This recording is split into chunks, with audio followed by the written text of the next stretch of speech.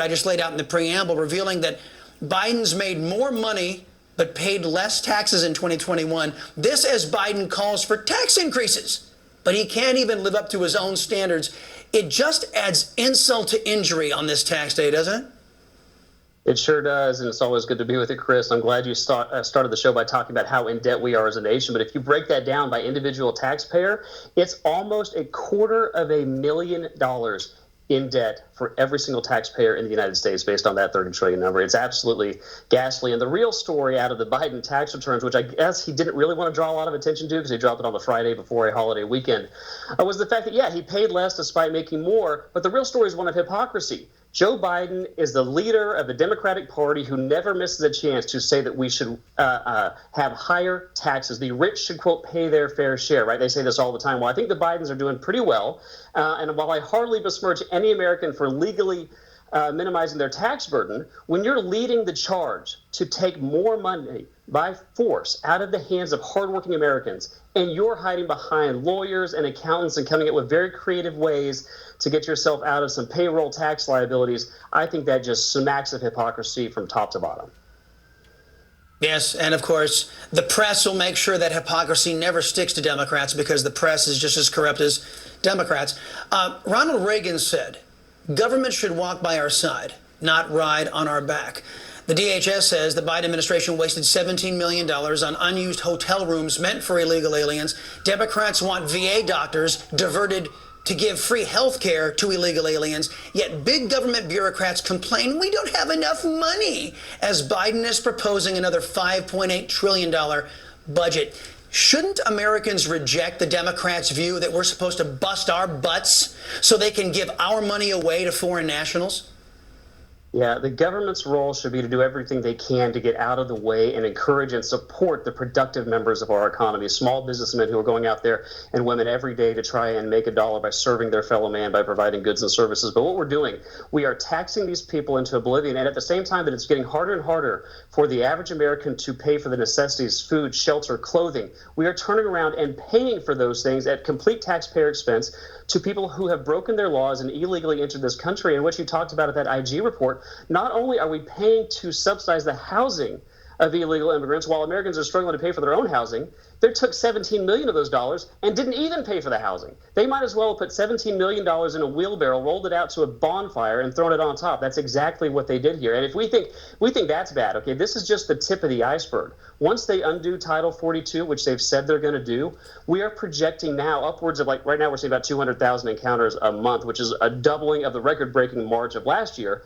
We're going to be on track by Biden administration's own numbers to have 18,000 encounters of illegal immigrants a day. That's over 500,000 per month. So we're talking a top 10 city every 2 months by the time the summer gets here once they undo their Title 42 order. And it's bad enough they're going to undo the Title 42 order. They've given the coyotes, the human smugglers, the cartels a full month to get their operation in order. This is the tip of the iceberg, and we're about to see a tsunami of illegal immigration like we've never seen before. Those are the ones we catch. Those are the ones we actually encounter. Forget the ones who just get away because our border agents have been turned into taxpayer-funded Uber drivers and diaper changers.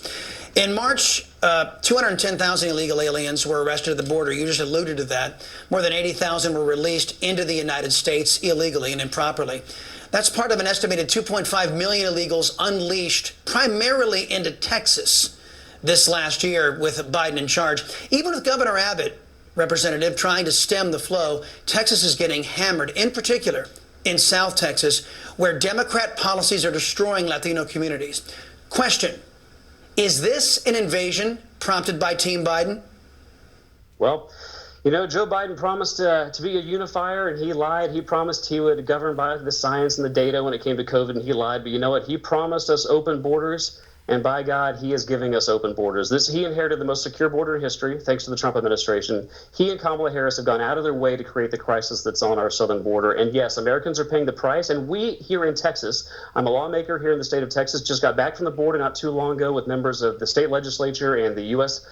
House of Representatives, because while I'm a small government guy and I don't want the federal government doing a lot of things, one thing they are supposed to do is secure the border of these United States. And we are in an unprecedented situation right now where a state like the state of Texas is having to step up, put up our own resources and to secure the border ourselves. We're the first impacted. We're the most impacted. With this tsunami, if we're talking 500,000 a month, as you say, that we know about, it's hard to look at those numbers and call it anything but an invasion, Chris. Right, and there are legal ramifications, as you know, Representative, for that designation of invasion, which will come to light, I believe, in the next month or so. Meantime, the Texas Public Policy Foundation is set to tour Texas with something they call the Parent Empowerment Tour. This as headlines scream out of Texas GovEd like this. Parent passed out condoms at an elementary school while dressed as the Easter Bunny. Just enough Republicans join socialists in Texas to defeat parental school choice every time that legislature takes it up. Representative, how much longer will Texas Republicans side with deviants over parents by denying parental school choice?